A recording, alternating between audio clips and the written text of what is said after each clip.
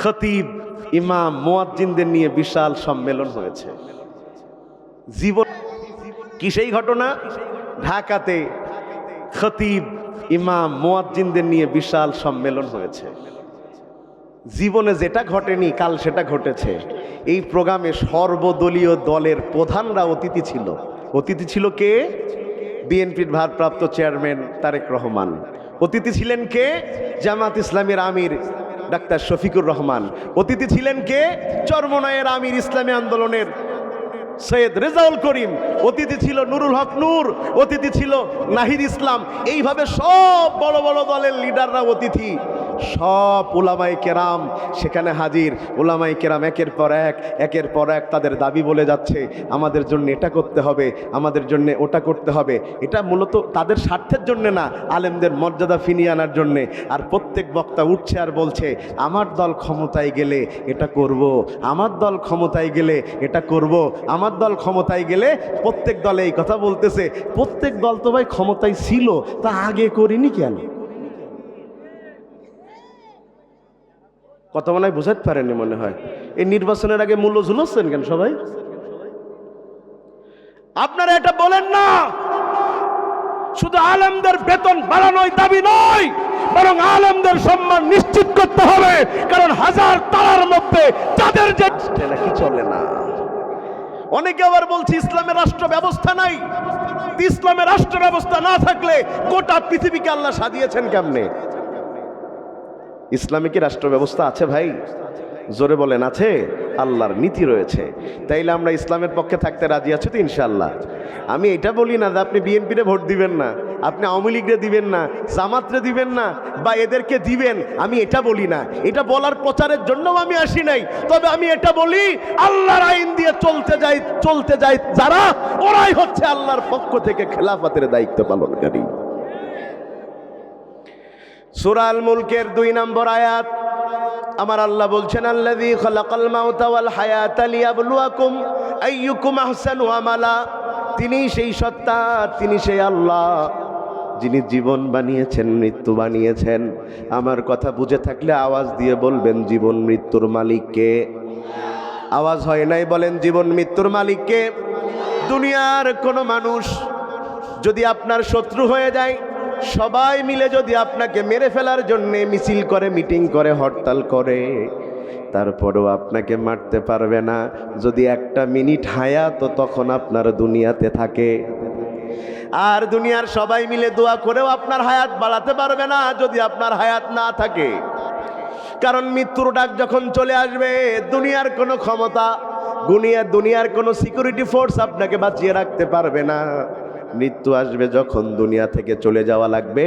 আমার আল্লাহ বলেন, ইযা জাআ আজালুহুম লা ইস্তাখিরুনা সাআতাও ওয়া লা ইস্তাকদিমুন। মৃত্যু যখন চলে আসবে, এই দুনিয়ার সবাই চেষ্টা করলেও আপনারা বাঁচাতে পারবে না। কারণ যিনি আপনার জান কবজ করতে আসবে, তারে তো দেখার মতো চোখ দুনিয়ার কারণ নাই। কথা বলছেন না? বলছে গণভবনে একটা পিঁপড়াও নাকি ঢুকতে পারে না। কি ঢুকতে পারে না? কারণ স্পেশাল সিকিউরিটি ফোর্স যারা আছে, ওরা দেখলে বুঝে ফেলে যে পিঁপড়া ঢুকতেছে। আমি বললাম, পিঁপড়া তো ঢুকতে পারলে ওরা মানে দেখতে পারবে, কারণ আছে। কারণ পিঁপড়ারে দেখা যায়, কিন্তু ফেরেশতারে তো দেখা যায় না। ফেরেশতারে কি দেখা যায় নাকি? এই ছেলেই আবার কথা বলছো কেন?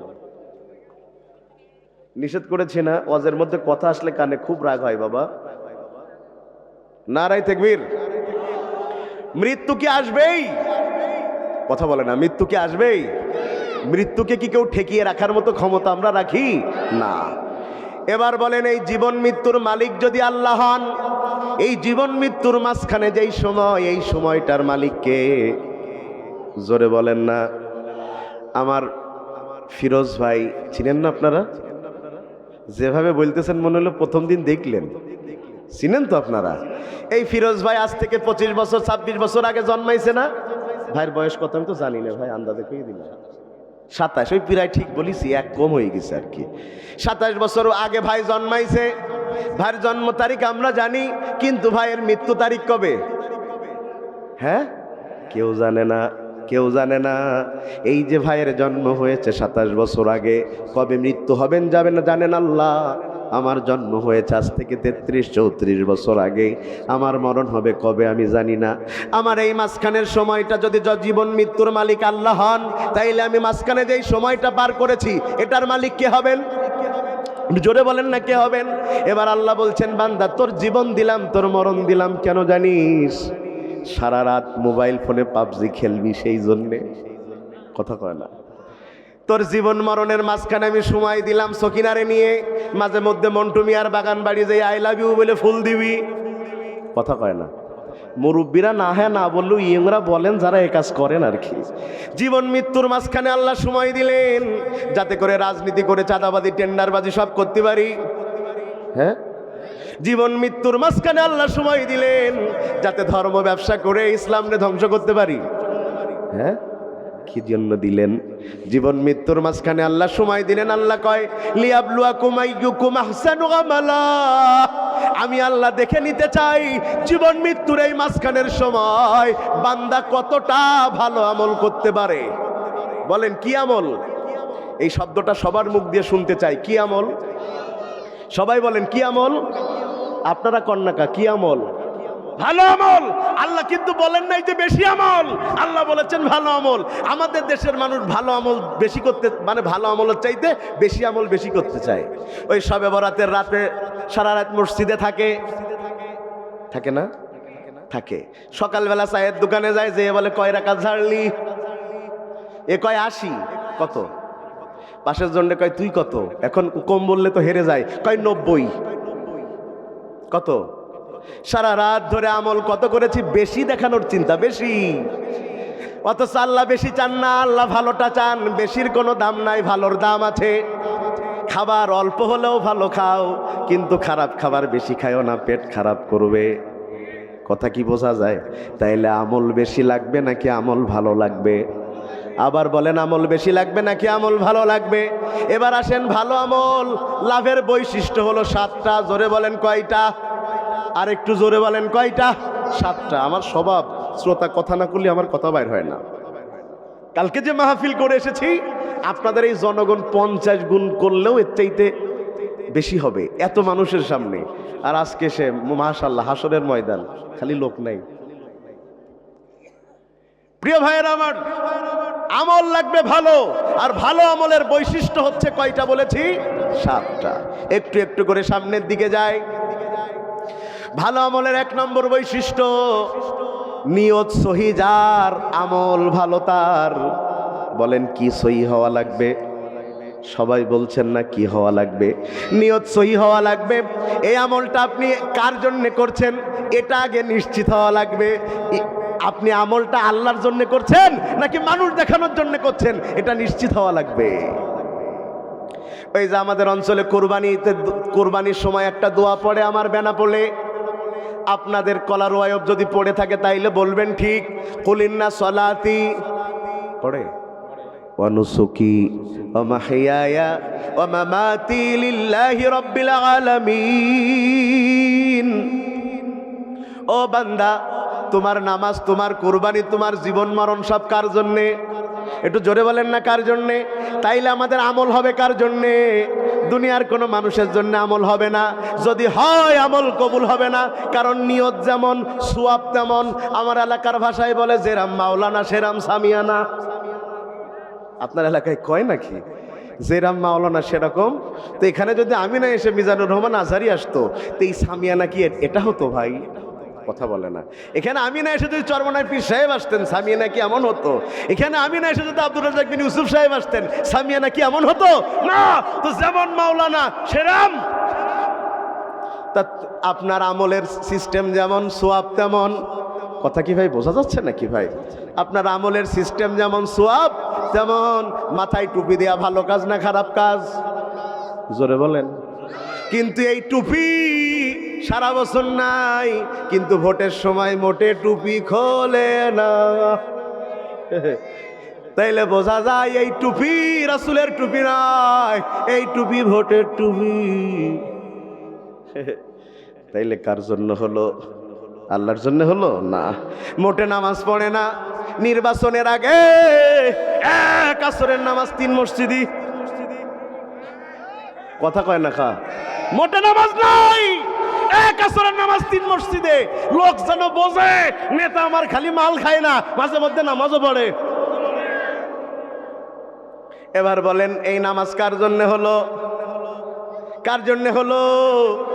আহারে, দেখবেন দানের পরিমাণ বেড়ে যায় ভোটের আগে, ঠিক কিনা বলেন? দানের পরিমাণ বাড়ে কোন সময়? বগুড়ায় অস করতে গেছি ভাই, পানিটা পরে খান নাই, হাসি লেগে যাবে নজর মধ্যে। বগুড়ায় অস করতে গেছি ভাই, যাওয়ার পরে এক ইউনিয়নে চেয়ারম্যানিতে দাঁড়াইছে 17 জন। সুবহানাল্লাহ বলেন, 17 জন, মোটে 17। সবাই মাহফিল আসছে আর দান করে 2000, দান করে 2000। 17 জনই কাউন্ট করেছে, ওজা আমিতা, ওজা আমিতা, 2 করে। কমিটির লোক বললে হুজুর দোয়া করে দেন সব চেয়ারম্যান প্রার্থীরা। আমি বললাম আল্লাহ 17 জনেরই চেয়ারম্যান বানাই দাও। সবাই দিয়েছ কত করে? তা আমার তো সবাই টাকা দিচ্ছে, সবাই চেয়ারম্যান বানানো লাগবে না? পাশ থেকে একজন বলছে 17 জন কি হয়? আমার তাহলে যে 1000 টাকা বেশি দেবে তার জন্য দোয়া করে দেবো, দেন। ওই যেরকম আমার খাদেম ভাই জোর করে শিমুলি গাছ থেকে টাকা নিয়েছে আর কি। খাদেম ভাই যে জিনিসে ভাই, মহিলা মানুষের ওয়াজেরতে বাড়ি যাইয়ে ডিম এই নিয়ে তারপর নেবে, তারপর সোয়াব লিখবে আর কি, তার আগ পর্যন্ত লিখবে না। ভাই আপনাদের কষ্ট হচ্ছে না তো ভাই? একটু জনগণ বেশি হলে একটু ওয়াজ করতে খুব পাইতাম গো। নারায়ে তাকবীর। মায়ের লোক তো আছে ভাই, কিন্তু ওদের তো দেখা যায় না। এখন মাহফিলে মা বোন যে পরিমাণ আসে, আমার মনে হয় ওদের সামনে দিয়ে আপনাদের পর্দায় দিই, তাছাড়া কোনো লাইন নেই তো আর। তাইলে বলেন আমল কি লাগবে? বেশি লাগবে নাকি ভালো লাগবে? জোরে বলেন, আমল বেশি লাগবে নাকি ভালো লাগবে? মানুষ দেখানো কোনো আমল চলবে? হাদিস শুরু হয়েছে ওমর ইবনুল খাত্তাবের হাদিস দিয়ে উদ্বোধন হলো।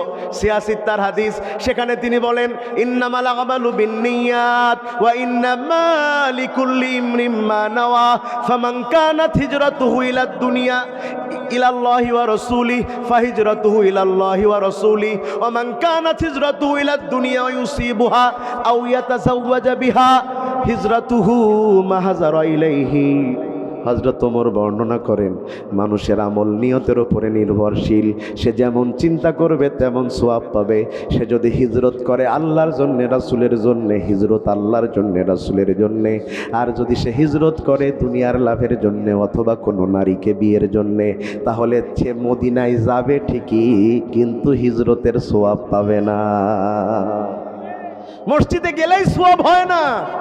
আপনি মসজিদে গিয়েছেন কার জন্যে, এটা আগে নিশ্চিত হতে হবে আল্লাহর, তারপরে আপনি সওয়াব পাবেন। কিয়ামতের দিন 3 শ্রেণীর মানুষ দিয়া বিচার কাজ শুরু হবে। জোরে বলেন, কয় শ্রেণীর মানুষ দিয়া? 3 শ্রেণীর মানুষ দিয়ে বিচার শুরু হবে। তা আপনাদের মনে হইতে পারে তাহলে সুদখোর, ঘুষখোর, ডাইলখোর এদের দিয়ে হইতে পারে, কি বলেন? না, 3 শ্রেণীর মানুষ। হাদিসটা শোনাই, আমি হাদিসটা আজকে আবার লিখে নিয়ে আসলাম যাতে আপনাদের শোনাইতে পারি।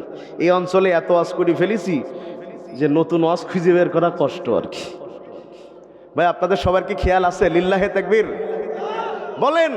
বিচার শুরু হবে কয় শ্রেণীর মানুষ দিয়ে?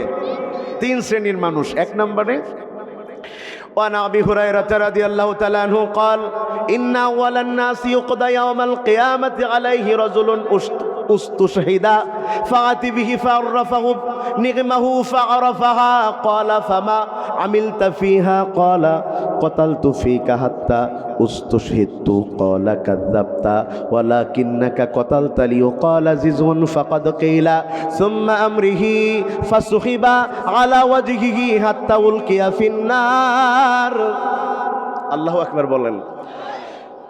বিচার শুরু হবে 3 শ্রেণীর মানুষ দিয়ে। 1 নম্বর হলো শহীদ। বলেন 1 নম্বর কি?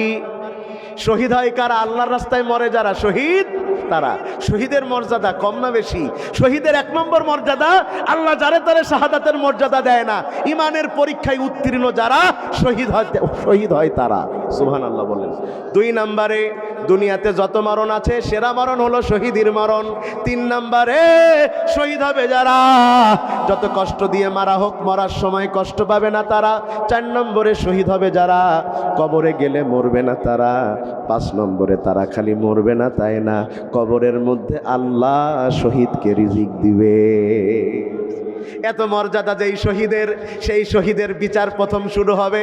আল্লাহ বলবেন আমি তোরে এত নিয়ামত দিয়েছিলাম, ফাআররাফাহু নি'মাহু ফাআরাফাহা, সেই নিয়ামতের শুকরিয়া তুই কেমনে আদায় করেছিস? সে বলবে আল্লাহ তোমার নিয়ামতের শুকরিয়া আদায় করার জন্য আমি তোমার পথে যুদ্ধ করেছি, তোমার রাস্তায় শহীদ হয়েছি। আল্লাহ বলবে মিথ্যা কথা, মিথ্যা কথা, তোর অন্তরের কথা দুনিয়ার লোক না জানলেও তো আমি আল্লাহ জানি। তুমি শহীদ হয়েছিলে এই জন্যে যে মানুষ তোমারে বড় বীর বলবে। তুমি রাস্তায় যে মোটামুটি ভাবজা নিয়ে নিসাও, তুমি যে মরবাই টার্গেটও ছিল না, কিন্তু গুলি একটা লেগে মরে গেছো। কথা কয় না। এখন লোকে তোমারে কি কয়?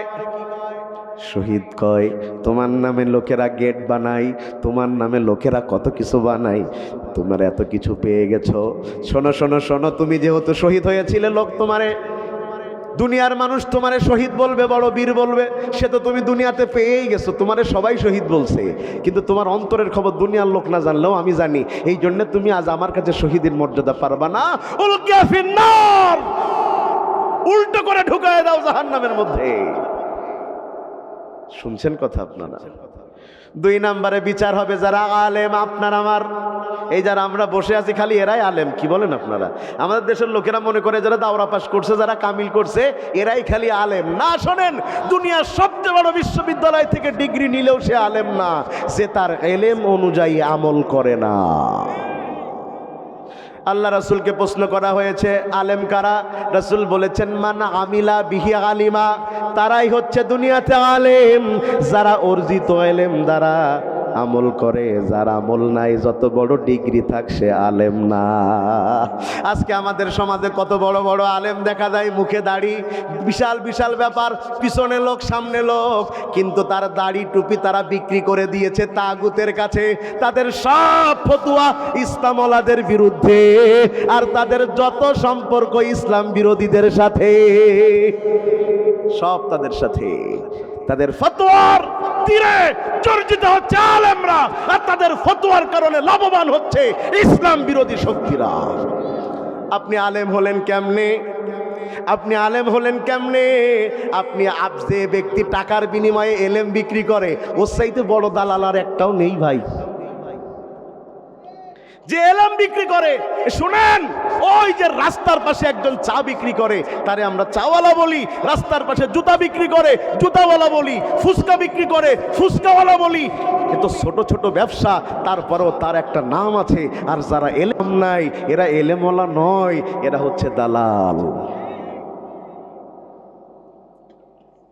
আল্লাহ বলবেন তুই আলেম হয়েছিলি কেন? সে এবার বলবে তাআল্লামতুল ইলমা ওয়া আল্লামতুহু ক্বরাআতু ফীকাল কোরআন, আমি এই জন্য আলেম হইছি যাতে জ্ঞান অর্জন করতে পারি, জ্ঞান দিতে পারি, কোরআন পড়তে পারি।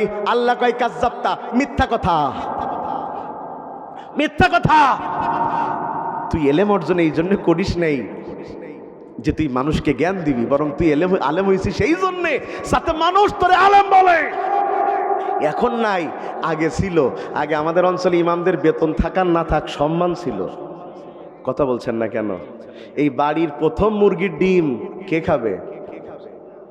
কয় আল্লাহ। চাচা, আল্লাহ খায় না। বলেন, প্রথম মুরগির ডিম কাকে দিত? বাড়ির প্রথম লাউ কারে দিত? হ্যাঁ?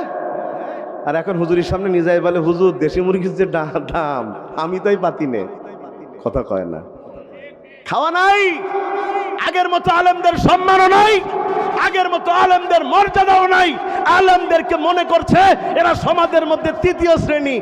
গতকাল বাংলাদেশে একটা অবাক করা ঘটনা ঘটেছে, বলবো নাকি ভাই একটু? কি সেই ঘটনা? ঢাকাতে খতিব, ইমাম, মুয়াজ্জিনদের নিয়ে বিশাল সম্মেলন হয়েছে। জীবনে যেটা ঘটেনি কাল সেটা ঘটেছে। এই প্রোগ্রামে সর্বদলীয় দলের প্রধানরা অতিথি ছিল। অতিথি ছিল কে? বিএনপির ভারপ্রাপ্ত চেয়ারম্যান তারেক রহমান। অতিথি ছিলেন কে? জামাত ইসলামের আমির ডাক্তার শফিকুর রহমান। অতিথি ছিলেন কে? চরমনায়ের আমির ইসলামী আন্দোলনের সৈয়দ রেজাউল করিম। অতিথি ছিল নুরুল হক নূর। অতিথি ছিল নাহিদ ইসলাম। এইভাবে সব বড় বড় দলের লিডাররা অতিথি। সব উলামায়ে কেরাম সেখানে হাজির। উলামায়ে কেরাম একের পর এক তাদের দাবি বলে যাচ্ছে, আমাদের জন্য এটা করতে হবে, আমাদের জন্য ওটা করতে হবে। এটা মূলত তাদের স্বার্থের জন্য না, আলেমদের মর্যাদা ফিনিয়ে আনার জন্যে। আর প্রত্যেক বক্তা উঠছে আর বলছে, আমার দল ক্ষমতায় গেলে এটা করব, আমার দল ক্ষমতায় গেলে এটা করব, আমার দল ক্ষমতায় গেলে।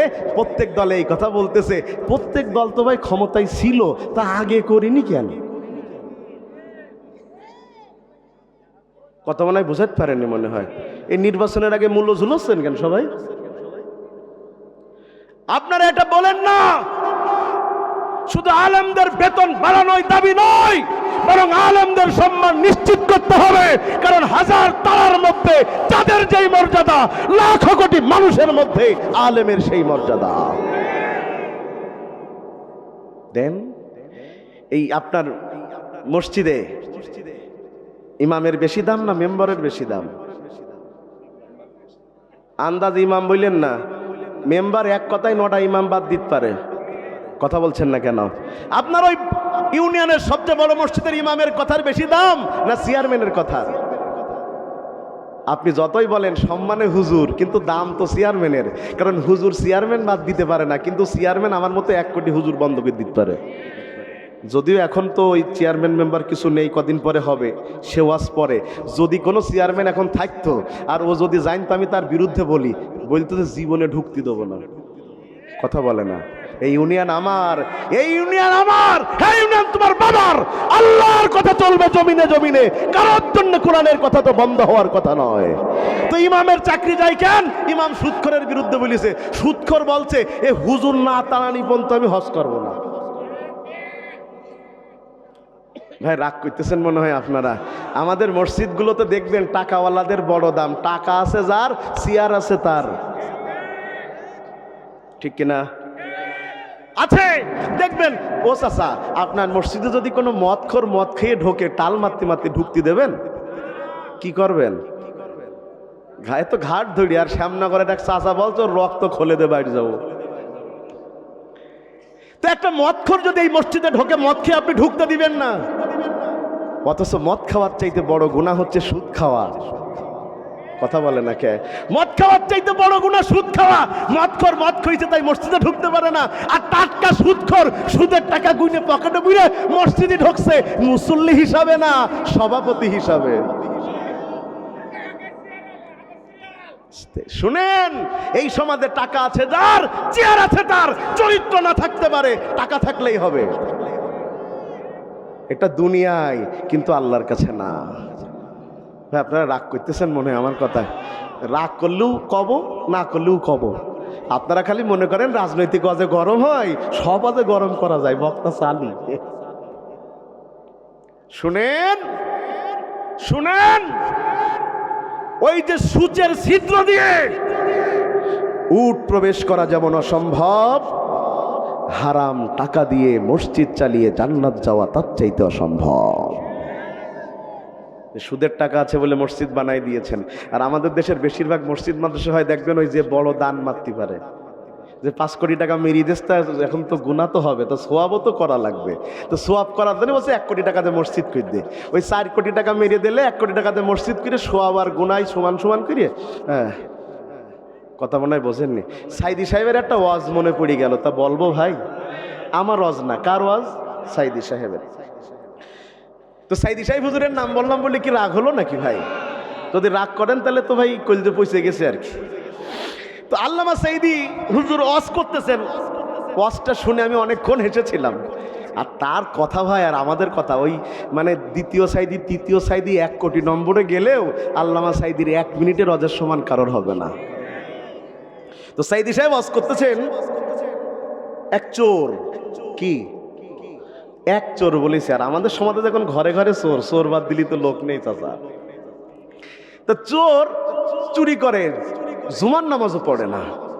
বউ একদিন বলল, দেখো এমন একজনকে স্বামী হিসাবে পাইছি যে চোর, তো চোর হলেও তো মানুষ মাঝে মধ্যে নামাজ পড়ে, তো তুমি একটু যাইতে পারো না? বলতে চুরি করি কি আর নামাজ পড়লে কবুল হবে? বলছে কবুল পরে তো যায়, জুমার নামাজে না যাস, পরে বাপের বাড়ি চলে যাবো। ও চিন্তা করলো তাহলে জুমার নামাজে যাওয়া দরকার। জুমার নামাজে গিয়েছে চোর। ঢোকার পরে মনটা একটু ভালো হয়েছে মসজিদের মধ্যে, তো ওয়াজ করতেছে ইমাম সাহেব। ওই দিন ওয়াজের বিষয় হলো কুরবানির গুরুত্ব। কিসের গুরুত্ব? এত সুন্দর করে কোরআন হাদিস দিয়ে কুরবানির গুরুত্ব হুজুর ওয়াজ করেছে। ওয়াজ শুনে চোরের মন গলে গেছে, হুজুরও কান্দে চোরও কান্দে। কি শুনে? কথা বলে না, কি শুনে? এবার হুজুর বলছে আমার এই ওয়াজ শোনার পরে কুরবানি দেবেন কারা কারা? হাত তোলেন তারা তারা। সবাই তো তুলিয়েছে, চোরও তুলিছে। আমরা যারা মাঝে মধ্যে বলি না যে নামাজ পড়বেন কিনা কিনা হাত তোলেন, তোলে আর বলে হুজুরির জ্বালায় গুনাহ এমনিই বেশি হচ্ছে, এমনিই পড়িনি এক গুনাহ, হাত তুলিয়ে বারবার ওয়াদা করায় আর এক গুনাহ। তো এখন ওয়াদা করে বাড়ি চলে এসছে, আবেগ যখন কেটে গেছে তখন বোর বলছে সব তোর দোষ, আমি তো মসজিদে যাইতেই চাই নাই, আজকে গেলাম, যাওয়ার পরে হুজুর ওয়াজে এই বলল, হাত তুলতে বলল, তুললাম, এখন ওয়াদা তো করে ফেলেছি, আমি কুরবানি দেব কি করে? আমার তো খাওয়াই হয় না বলে চুরি করি। বউ আবার খুব বুদ্ধিমতী, বউ বলছে যে যা করি খাই সে তাই করে কুরবানি দেবে। যে চাকরি করে সে চাকরির টাকা দিয়ে কুরবানি দেয়, যে ব্যবসা করে সে ব্যবসার টাকা দিয়ে কুরবানি দেয়, তা যে চুরি করে সে চুরির টাকা দিয়ে কুরবানি দেবে। এ তো সোজা কথা। তা বলতেছ তা চুরি করবা করবা, কিন্তু এলাকায় করবা না, তাহলে লোক ধরে ফেলবে, দূরিত্বে করবা। চলে গেছে দূরের মাঠে। সেই আমলে এইভাবে তো গরু ছাগল চুরি হতো না, মাঠে ছেড়ে দেওয়া থাকতো। গরু একখান চুরি করে নিয়ে আল্লাহর ওলি ঈদের আগের দিন রাত্রি বাড়ি চলে এসে নামাজ শেষ। চোর বলছে হুজুর আমার গরু কুরবানি দিয়ে উদ্বোধন করা লাগবে। হুজুর বলতেছ তোর খাওয়া হয় না, গরু পালি কনে? চোর বলছে হুজুর এই তো 2 নম্বরে চুরি করে যাও। চুরি কি আমি একলা করি? ওই তোমার সামনে চেয়ারে যারা বসে থাকে সামনের আসনে, আমি তো নাই ভাই ডাইরেক্ট চুরি করি। আমি তো ডাইরেক্ট চুরি করি, 20,000 মাইরও খায়, আর ওরা তো কলমের খুচাই চুরি করে কোটি কোটি টাকা। ওগুলো তো বড় চোর, ওগুলো তো চোর বলেন না। আমারটাতে শুরু করবেন। হুজুর মোটামুটি ওর গরু দিয়ে শুরু করে কুরবানি শেষ। এখন কুরবানি শেষ হয়ে যাওয়ার পরে সবাই আলাপ শুরু করেছে, চার দোকান গরম হয়ে গেছে যে হুজুর যদি চুরি করা গরু কুরবানি করে তার পেছনে কি নামাজ হবে? কেউ কিন্তু বলতেছে না যে চোরের কুরবানি হবে কি, বলছে হুজুরির পেছন নামাজ হবে কি। মানে মানুষের ফতুয়া সেদিকে, অসহায় লোক যেদিকে। হুজুর বলতেছ ভাই আমি করলাম কুরবানি, তাতে যদি ইমামতি না হয় তো তোরা ও ধর যে চুরি করে। বলতেছ না হুজুর তুমি জেনে শুনে করলে কেন? শুনতেছেন আপনারা কথা নাকি? হুজুর তো পড়ে গেছে চরম বিপদে, বলছে এই মাসলা দিতে গেলে আমার তো চোরের ডাকা লাগবে। যে ওর মূলত মনে কি ছিল, চোরের ডেকে বলছে ভাই তুই আমার কি বিপদে ফেললে, এখন আমার ইমামতি যায়, তো তুই একটু বুকে হাত দিয়ে বল দিন তোর কুরবানি কি হবে? বলছে 1 কোটি বার হবে। হুজুর বলতেছি কি কড়া ফতোয়া, 1 কোটি বার? বলছে হ্যাঁ। বলছে তো দলিল? বলছে হুজুর আমার কাছে তো আর বুখারি মুসলিমের দলিল নেই, আমার কাছে আছে অঙ্কের দলিল। তা বলতেছে কি দলিল? বলছে হুজুর চুরি করলে কি হয়? গুনাহ হয়। হুজুর কুরবানি দিলি কি হয়? সওয়াব হয়। বলছে মিলেই তো গেছে হুজুর, গরু চুরি করে এনেছি গুনাহ হয়েছে, কুরবানি দিছে সওয়াব হয়েছে, গুনাহ আর সওয়াবে কাটাকাটি, মাঝখানে গোশত খাওয়া ভাও। এই কথা বলে সাইদি সাহেব বলছেন গোটা সমাজ আজকে এমন চলছে, মানুষ হারাম ইনকাম করে সেখান থেকে কিছু দান করে ওই হারাম আল হালাল কাটাকাটি করে মাঝখানে মানুষের সামনে তারা দানবীর সেজে হাজির হয়ে যায়। বন্ধুগণ আমার, তবে এই মাঝখানে একটা কথা যেটা বলতে লাগছিলাম একটু বলেই নেই। আমাদের দেশের হুজুরদের কিন্তু ভাই সব চাকরির একটা নিশ্চয়তা আছে, হুজুরদের চাকরির বলো নিশ্চয়তা নেই ভাই, যে কোনো সময় চাকরি চলে যায়। ওই আমার এলাকার একটা গল্প আছে, এই গল্প আমি আবার প্রথম শুনেছিলাম আপনাদের কলারোয়ার একজন বড় আলেমের কাছ থেকে, নাম তার ওমর আলী যুক্তিবাদী, চিনেন আপনারা? আমি ওনার খুব ভক্ত মানুষ ভাই, ওনার এই প্রতিটা উদাহরণ খুবই গুরুত্বপূর্ণ। তো উনি বলছিলেন একদিন এই উদাহরণটা, উনি বলছিলেন যে ইমাম সাহেব একদিন এক জেনাকারিনী মহিলার বাড়ি নাকি খাইছে। এখন লোকেরা বলল জেনাকারিনী মহিলার বাড়িতে আপনি খাইছেন, তা আপনার পিছনে তো নামাজ হবে না, কারণ কার বাড়ি খাইছে? জেনা করা মানুষেরকে আমরা পছন্দ করি না, জেনাকারিনী মহিলার হাতের রান্না খাইছে, এখন তার পিছনে নামাজ হবে কিনা? ভাই আপনারা বলেন জেনা করা আগে হয়েছে না খাওয়াটা আগে হয়েছে? জেনাকারিনীর হাতে খাইছে, তাইলে খাওয়া আগে না জেনা আগে? তা গোটা সমাজের লোক জানতো না ওই মহিলা জেনা করে, জানে বলেই তো হুজুরি ধরিছে। শুনেন, ওই মহিলা যখন জেনা করেছে তখন সমাজের লোক ওকে সমাজচ্যুত করে নাই, ওরে সমাজ থেকে বের করে নাই, ওরে নিয়ে প্রশ্ন তুলে নাই। প্রশ্ন তুলবে কারা? তারাই বিচার। 12.5 লাখ টাকা আমি ঋণ হয়েছি। আমি বললাম ভাই আমি তো ঋণ, আর তোর উদ্বৃত্ত 3.5 লাখ। তুই ফকির তো তুই না, ফকির তো আমি না। তো বলতেছে হুজুর তো আমার এখন কি করতে হবে? আমার তো তোমার তো জাকাত দিতে হবে। তা কি হিসাবে? আমি বললাম এই যে শতকরা 2.5 টাকা। ও বলছে হুজুর তাহলে 3.5 লাখে তো মেলা টাকা আসে। তার মানে ফকিরদেরও টাকা, কথা বলে না, ফকিরদেরও টাকা আছে। মাশাআল্লাহ। তো সে এবার কোন কথা বলছিলাম? ফকিরের টাকা না, আগেরটা দলিল। তো জমি আপনারা তো যাবেন, যে কেউ কেনার জন্য যাবেন না। দেখা গেল যে লক্ষ লক্ষ মানুষ জমেছে, কারণ 25 কোটি টাকার জমি 1 লাখে। লক্ষ লক্ষ মানুষ সামনে জমে গেছে। আমি বললাম দেখো জমিটা বড় সুন্দর, একেবারে বর্গাকৃতির। ওখানে জমিটার সব ঠিক, মাপজোক সব ঠিক আছে। ওখানে যে জমি কিনেই বাড়ি করা যাবে, রাজুকের অনুমোদনও আছে, সব ঠিক। খালি দলিলে একটু সমস্যা রয়েছে। ওই জমি কেনার জন্য কিটা কিটা থাকবেন, একটু হাত তোলেন দেখি ভাই। ওই যে লোকটা কিছু বোঝে না, যে লোক বলে হুজুর যা বলে আমি তাই করি, আমি টিপসই দিয়া লোক বাবা, ওইসব কেমন বুঝি। ও লোকটাও দড়ি মারতে, আমার সবাই দড়ি মারতেছেন কেন? বলতে হুজুর টিপসই দিই তাই কি হয়েছে? আমি না বুঝি, ফিরোজ হুজুর তো বোঝে। কথা বলছেন না কেন? যে দলিল আমি পড়তে না পারি, আমি টিপসই দিই, কিন্তু ফিরোজ হুজুর তো পড়তে পারে। ফিরোজ হুজুরের কাছে নিয়ে যাব, ও দলিল পড়বে। পড়ার পরে যদি বলে ঠিক, তাইলে জমি কেনা যায়। সামান্য জমি কিনতে যেয়ে যদি যাচাই বাছাই করা হয়, ওই দলিল ঠিক না হলে যদি মানুষ জমি না কেনে, আল্লাহর জান্নাতে মানুষ যেতে চায়, অথচ আমল যাচাই করে না। দলিল নাই, আমলের দাম নেই। বলে দলিল নাই, আমলের কোনো দাম নাই। দলিল থাকতে হবে, আমলের পিছনে কি থাকতে হবে? দলিল। প্রিয় ভাইয়েরা আমার, এই যারা এই কথা বলেন যে হুজুররা যা করে তাই করি, এই কাজের জন্যই তো আল্লাহ আপনারে পাঠাই নাই। আল্লাহ আপনারে পাঠাইছে ওই বিষয়ে জ্ঞান অর্জন করার জন্যে। জ্ঞান অর্জন করা লাগবে না সবার? বন্ধুগণ আমার, তাইলে ভালো আমলের 1 নম্বর বৈশিষ্ট্য হলো নিয়ত সহি থাকতে হবে। ভালো আমলের 2 নম্বর বৈশিষ্ট্য, ওই আমলটা অবশ্যই রাসূলের তরিকায় হতে হবে। ভালো আমলের 3 নম্বর বৈশিষ্ট্য, অবশ্যই ওই আমল কবুল হওয়ার জন্য রুজি হালাল হতে হবে। বলেন কি হালাল হতে হবে? একটু সবাই বলেন না ভাই, কি হালাল হতে হবে? রিজিক। আমি এখন যে এই কথা বলবো একটু গায়ে লাগতে পারে, তাও কব ভাই একটু কই ভাই। রিজিক যদি হালাল না হয়, রিজিক যদি হালাল না হয়, 1 কোটি বার হজ করলেও তার কোনো দাম নাই। রিজিক হালাল হয় না বলেই বারবার ওমরা করার পরে, হজ করার পরেও তার চরিত্রের পরিবর্তন হয় না। হজের আগেও মদ খাইতো, হজের পরেও মদ খায়। তা আপনারা বলেন যে এতবার হজ করলে তাও লোকটার আমল ফিরল না। আমল ফিরবে কি? হারামজার শরীরে ও হালাল অবস্থায় কবরে যেতে পারবে না। আমার আল্লাহর স্পষ্ট বর্ণনা, কুল্লা ইয়াস্তাবিল খাবিস ওয়াত তাইয়িব ওয়ালাউ আ'জাবাকা কাসরাতুল খাবিস ফাত্তাকুল্লাহা ইয়া উলিল আলবাব। ও নবী আপনি বলে দেন, হালাল আর হারাম কোনোদিন এক হতে পারে না। হালালের জোর আর হারামের জোর কখনো এক হতে পারে, পবিত্র আর অপবিত্র কখনো এক হতে পারে না। এরপরে আল্লাহ সবচেয়ে চমৎকার কথা বলছেন, ওয়ালাউ আ'জাবাকা কাসরাতুল খাবিস।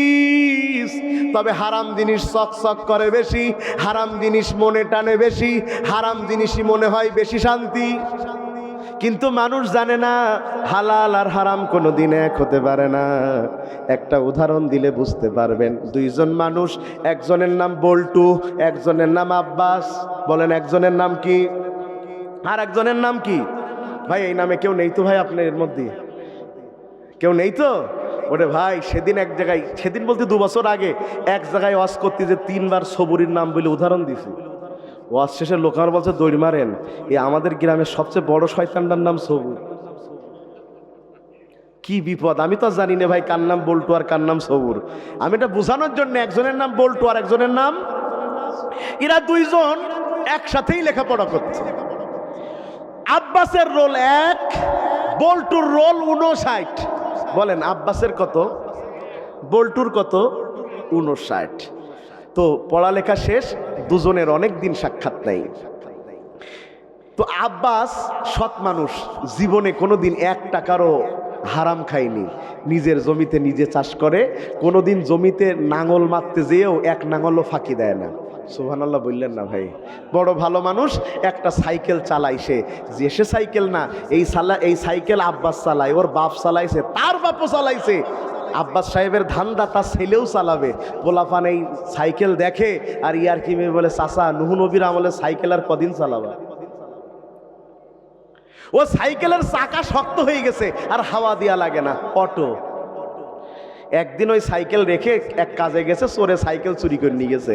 পরের দিন আবার সাইকেল ফেরত দিয়ে গেছে আর লিখে দিয়ে গেছে, চাচা তুমি তোমার সাইকেল তালা না মেরিয়ে রাখবা না, কি বিপদে পড়িস তোমার সাইকেল চুরি করে।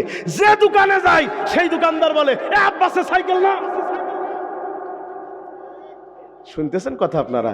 মানে এত পুরনো সাইকেল, এই সাইকেলের নাম আল্লাহর রহমতে এই চেহারা এলাকা সবাই চেনে, কি কেড়াগাছি আর কি কলারুয়া সবাই জানে কার সাইকেল। ডরঘাটর করে আওয়াজ হচ্ছে আর পিছন দিয়ে একজন 3 কোটি টাকার গাড়ি চালিয়ে আসছে, সে আর কেউ না, সে আব্বাসের বন্ধু বল্টু। বল্টু খেয়াল করলো, দেখা যাচ্ছে আমার বন্ধু আব্বাস না, হ্যাঁ যে আব্বাসের পাশে এসে ও সাইকেলের পাশে ওর গাড়িটা ওই সোজা করে আস্তে করে রেখে বলতেছে, এই আব্বাস না? আব্বাস বলছে, তুই বল্টু না? হে রে দোস্ত। কিন্তু এই দোস্ত বলার পরে আব্বাসের কইল দিয়ে শুকিয়ে একটু হয়ে গেছে, যে আমার রোল এক। সাইকেল চালাচ্ছি নূহ নবীর আমলের, আর আমার বন্ধুর 59, সাইকেল চালাচ্ছে, গাড়ি চালাচ্ছে 3 কোটি টাকার। ও বলছে, আল্লাহ জীবনটা বেদানা, করলাম কি করলাম কি, আমার বন্ধুই তো বেশি ভালো আছে। এই যে চোখে দেখে মনে হচ্ছে ওয়ালাউ আহজাবাকা কাসরাতুল খাবিস, হারাম জিনিস চকচক করছে, আব্বাসের মন খারাপ হয়েছে, জীবনে করলামটা কি, এরকম একটা গাড়ি আমার হলো না। এ বড় মনের আব্বাস মন এখন খারাপ হয়ে গেছে। কিন্তু দেখেন, একজনের গাড়ি আছে, বাড়ি আছে, আর একজনের সাইকেল, 2 চালা ঘর, 2 তালা নয়। আব্বাস ও বাড়ি গিয়েছে, আর ওই বাড়ি গিয়েছে আপনার বল্টু। হালাল আর হারামের পার্থক্য এবার দেখেন। বাড়ি গিয়েছে আব্বাস, যে বোর বলতেছে, বউ ভাত দে। বউ বলছে, শীতকাল তো, তরকারি ঠান্ডা হয়ে গেছে, গরম করে নিয়ে আসি। তরকারি গরম করে আনতে আনতে আব্বাস ঘুমিয়ে এমন নাক ডাকা শুরু করেছে, মানুষ তো দূরে থাক, চোর কোনোদিন ঢুকবে না বাড়ি। এসে বউ ডাকছে, এই বিলকিসির বাপ, ওঠো ওঠো, বলিস না ঘুমাই পড়লি ডাকবি নে, তালাক দে, বাড়ি পাঠাই দেবো। ওই যে আব্বাস ঘুমাইছে, ফজরের আগে আর ডেকে তোলা যায় না, কারো সাহস নেই ডেকে তুলবে, নাক ডাকার ঠেলায় কোনো মানুষ ঢুকতে পারে না। ওইদিকে বল্টু গেছে বাড়ি, 5 তলা বাড়ি, এসি রুম, টাকা পয়সা ব্যাংক ব্যালেন্স অভাব নাই, কিন্তু ঘুম নাই। 12টার সময় বলে, বউ ঘুমের বড়ি দে, খাইছে, ঘুম আসে না। 2টার সময় বলে, আর একটা দে, খাইছে, ঘুম আসে না, আবার চাইছে। বউ বলছে, এত ঘুমির বড়ি না খেয়ে উলাও তো, একবারে বিষ খেয়ে মরে থাকতে পারিস না। ঘুম নাই, আর একজনের ঘুমের থেকে ডেকে তোলা যায় না, ওর খাওয়া জোটে না, আলু চাষ করে, ধান চাষ করে, ও ঘুমিয়ে কুল পায় না, আর এর ঘুম হয় না। কারণটা কি? এর বাড়ি ভালো হতে পারে, এসি রুম হতে পারে, গাড়ি হতে পারে, কিন্তু এই বাড়ি করতে যে, এই গাড়ি করতে যে, এই বল্টু কত লোকের ঘুম কেড়ে নিয়েছে, কত লোককে মিথ্যা হামলা মামলা দিয়ে বাড়ি থাকতে দেয় নাই, মা থেকে দূরে রেখেছে, সন্তান থেকে দূরে রেখেছে, সারা রাত কেঁদেছে, ঘুমাতে পারে নাই। ও যত মানুষের চোখের ঘুম কেড়ে নিয়েছে, আমার আল্লাহ তাদের অভিশাপে বল্টুর চোখের ঘুম কেড়ে নিয়েছে। তুই 5 তলা বাড়ির থাকবি, কিন্তু আমি আল্লাহ তোর ঘুমই দেবো না। ভাই রাগ করছেন মনে হয়। সকালবেলা আব্বাস উঠে বলতেছে, বিলকিসির মা রাত্রির খাইনি মনে আছে তো, এখন কাজা কাফারা আদায় করে খাবো। ভাত আর ডাইল দিয়েছে, 1/2 কেজি চালির ভাত, ডাইল দিয়ে মেরি দিস দিয়ে বলছে, আর 2টো হয়। বউ বলতেছ, তুমি বুড়ো হয়েছাও, এখনো বড় হওনি। বলে মানে? বলছে এখন আমাদের ছেলে ফিলে আছে, ওটা দিতে হবে না। বলছে, তাহলে তুই 2 গ্লাস পানি দে। 2 গ্লাস পানি খেয়ে বলছে, আল্লাহ ভাগ্যিস তুমি দুনিয়ায় পানি দিলে, নাই আমার পেট ভর্ত কি করি। ওদিকে বল্টুর বাড়িতে সকালবেলা পোলাও, বিরিয়ানি, কালিয়া, কুত্তা, কুরমা, সেন্ট একেবারে ভুরভুর করতেছে। ওই সেন্ট একেবারে সোজা সুজি চলে গেছে হুজুরের বাড়ি। হুজুর বলতেছে, এ রান্না বল্টুর বাড়ি ছাড়া কারোর বাড়ি সম্ভব না। বল্টুর বাড়ির এই রান্না বল্টুর বাড়ির ড্রাইভার খায়, দারোয়ান খায়, রান্নার মহিলাটা খায়, কাজের ছেলেটা খায়, সবাই খাইতে পারে, টেবিল ভর্তি খাবার, ফ্রিজ ভর্তি খাবার, কিন্তু যার টাকায় কেনা উনি খাইতে পারেন না। সোফার উপরে বসে আছে কাজের ছেলেটা, এতটা খাবার খাই, লোকটার চোখ দিয়ে পানি পড়ে। ও খালু, কাঁদো কেন? আমি তোমার বাড়ির কাজের ছেলে, একটু বেশি খাই দেখে তুমি মনে হয় কাঁদতেছো, তোমার সম্পদ কমে যাচ্ছে বলে কাঁদে। আর বলে না, আমি চিন্তা করি তুই একটা কাজের লোক, তোর কোনো টাকা নাই, তারপরেও গামলা গামলা খাবার মেরে দিলে তোর কোনো কষ্ট হয় না, আর আমার টাকাই কেনা, আমি তাকিয়ে থাকি, আমি খাইতে পারি না। ও যে খায় না মোটে তা না, সারাদিন দুখন রুটি খায়। বলতেছে ডাক্তার, দুটো রুটি কি দিয়ে খাবো? মাটন নাকি বিফ? কয় কলেরা যদি হয়ে মরতে চাও খাও, যদি তুমি বাঁচতে চাও খাবা ঠিক আছে সুজি দিয়ে, কিন্তু খবরদার চিনি দুবা না।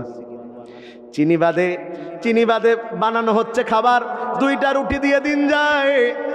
এত খাবার খাইতে পারে না, কেমনে খাবে?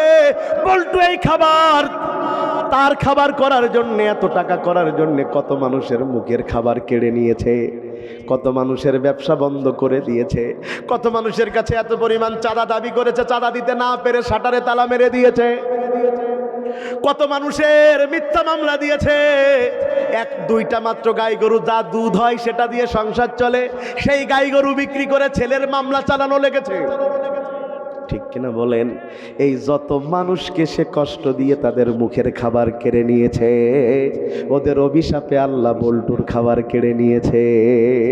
এই জন্য দেখবেন বেশি ঘুষ খায় যারা, এদের ছেলেপিলে ঠিকঠাক মানুষ হয় না, হয় পাগল হয়, নাই খুড়া হয়, নাই কালা হয়, ম্যাক্সিমাম। কারণ হারামের ফল শুধু বাপ ভোগ করে না, তার অধস্তনরাও ভোগ করে। এই জন্য নোমান ইবনে বাশির বলেন, আল হালালু বাইয়িন আল হারামু বাইয়িন, হালাল ও সুস্পষ্ট, হারাম ও সুস্পষ্ট। বান্দা তো জানে কোনটা হালাল কোনটা হারাম। নিজের ঘরের বউ হালাল, পরের বউ এটা জানে না কে? তারপরেও সমাজে কেন পরকিয়া বন্ধ হয় না? মানুষ হারাম জেনেও যখন হারাম বেশি বেশি করে, ওই সমাজে তখন ভূমিকম্প আসে। মানুষ হারামকে হারাম জেনেও যখন হারাম কাজ বেশি করে, এই 2 দিন আগে ভূমিকম্প দেখেছেন না আপনারা? 2 বার হয়েছে এই ভূমিকম্প, 5.7 পর্যন্ত উঠেছে। মানুষেরা এই শুনেন, ভূমিকম্প 5.7 পর্যন্ত উঠেছে। খাচ্ছিল, ওই খাবার খাওয়া অবস্থায় প্লেট রেখে নিচে নেমে এসেছে, হাতে তখনও খাবারের এঁটো লেগে আছে। অনেকে নিজের সন্তানকে রেখে মনের ভুলে ভয়ে সন্তান 5 তলায়, বাপ নেমে এসেছে। ওই যে আমরা বলি যে হাসরের দিন সন্তান বাবার কথা মনে থাকবে না, মায়ের ছেলের কথা মনে থাকবে না। অনেকে বলেন কি গাল গল্প হুজুরেরা শুরু করেছে। গাল গল্প যে নয়, তার প্রমাণ এই ভূমিকম্প। সন্তানকে ওপরে রেখে মা বাবা 2 জনই নিচে নেমে এসেছে। নামার পরে মনে হয়েছে সন্তানের কি হয়েছে। কি মনে করছেন আপনি? ভূমিকম্প হচ্ছে, কিন্তু যারা আল্লাহওয়ালা তাদেরটা দেখেন, ভূমিকম্প হচ্ছে ভয় পাচ্ছে না, তারা তখন কালেমা পড়ছে, লা ইলাহা ইল্লা আনতা সুবহানাকা ইন্নী কুনতু মিনাজ জালিমিন পড়ছে, লা ইলাহা ইল্লাল্লাহু মুহাম্মাদুর রাসূলুল্লাহ। কোন চেহারার ভিতরে কোনো ভয় দেখতে পাইনি, কারণ তারা মনে করেন ভূমিকম্প দেন যিনি, ভূমিকম্প থেকে বাঁচানো তিনি। ভূমিকম্প হলো, মানুষেরা ভয় পেল, এই লিখতে শুরু করেছে আবার ভূমিকম্প আসলে কেমনে আমাদের এই ঘর বাড়িগুলো বেশি টেকসই থাকে, স্থায়ী থাকে, সেই জন্য কার্যকর পদক্ষেপ নিতে হবে। ওরে হতছাড়া, ওই রড সিমেন্টে তো ঠেকাইন যাবে না, আমল দিয়ে ঠেকাতে হবে। অন্যায় ছেড়ে দিতে হবে, জুলুম ছেড়ে দিতে হবে, এই পরকিয়া ছেড়ে দিতে হবে। জেনা বেড়ে গেছে, নেশা বেড়ে গেছে, নেশা ছাড়া সমাজ নাই। কথা বলছেন না কেন? নেশা নেশা নেশা। এখন তো গানই বানাইছে, মজনু দেবে তোর নাকে শশা, নেশা লেগেছে নেশা গান। ভাই নেশা করা ছেলেপেলে কি আপনাদের অঞ্চলে আছে নাকি? ভাই আছে। যা তা খাচ্ছে না, যেটা খাচ্ছে এর নাম বাবা। এর নাম কি? সবাই বলেন না কি নাম? বাবা খাচ্ছে, বাবা। ইয়াবার কি ওই ঠিক হয়েছেন আর কি? আবার নেশা করছে। শোনেন, নেশা একটা পরিবারকে ধ্বংস করে দিতে পারে। বলেন নেশা কি করতে পারে? একটা পরিবারকে ধ্বংস করে দিতে পারে। আলোচনা সেদিকে নয়, অন্যদিকে যাচ্ছে। আল হালালু বাইয়িন ওয়াল হারামু বাইয়িন, হালালও সুস্পষ্ট, হারামও সুস্পষ্ট। মুসলমান যারা হালালকে গ্রহণ করে তারা। বন্ধুগণ আমার, 4 নম্বরে যেই পয়েন্টটা বলবো বড় কঠিন, হৃদয়টাকে নরম করেন। 4 নম্বরে আমল ভালো হবে তাদের, এই আমল তারা করবে এই চিন্তা মাথায় রেখে যে আমল আমাকে জান্নাত দিতে পারবে না, আমাকে জান্নাত দিতে পারবে কেবল আল্লাহর রহমত। সুবহানাল্লাহ বলেন। আমলে কখনো জান্নাত পাওয়া যায়? এই জায়গাটা খুব মন দিয়ে একটু শুনেন, খুব মন দিয়ে শুনেন। আমল, আপনি কতটা আমল করতে পারবেন? 24 ঘন্টায় 24 ঘন্টা আপনি কোনো অন্যায় করেননি, একেবারে নিষ্পাপ। কে কে আছেন হাত তোলেন দেখি ভাই। কি হচ্ছে? ওদিকে তাকাচ্ছেন কেন? কি হয়েছে? কি হয়েছে? আমার দিকে তাকান। আপনারা ওদিকে তাকাচ্ছেন বলে আমারও তাকান লেগেছে। নারায়ে তাকবীর। জীবনেও গুনাহ করেননি এমন কে কে আছেন হাত তোলেন তো। হাত তুলতে পারবো কেউ আমরা? কিন্তু বাংলাদেশে একজন আছে যে জীবনেও গুনাহ করিনি। নামটা বলবো ভাই? তার নাম হচ্ছে আব্দুল লতিফ সিদ্দিকী। বাড়ি হচ্ছে টাঙ্গাইল। সে সাবেক বস্ত্র পাট মন্ত্রী ছিল, আওয়ামী লীগের প্রেসিডিয়াম সদস্য ছিল। হজ নিয়ে কটূক্তি করার কারণে তাকে তখন মন্ত্রণালয় থেকে বাদ দিয়ে দেন তৎকালীন সরকারি দল। তো ওই লোকটা বলছে আমার কোনো গুনাহ নেই। কেমনে বলছে জানেন? এরকম মাহফিলে গিয়েছে, সবাই হাত তুলেছে, উনি হাত তুলতে রাজি না। তো কেন হাত তুলবেন না? বলছে আমি যে হাত তুলে আমিন আমিন বলবো, আমার তো কোনো গুনাহ নেই, তা মাপ চাবো কি জন্য? আপনাদের কি মনে হয় দুনিয়াতে কি এমন কোন মানুষ আছে যার বর্তমানে গুনাহ নাই? আল্লাহর হাবিব বলেন কুল্লু বানি আদম খাত্তা খায়রুল খাত্তাইনা তাওয়াবুন।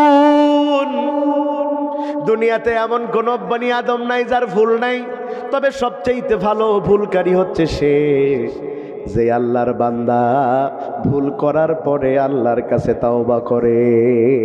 তো যেই কথা বলছিলাম, আমল দিয়ে জান্নাত পাওয়া যায় না, কারণ আমলের তুলনায় আমাদের ভুল বেশি।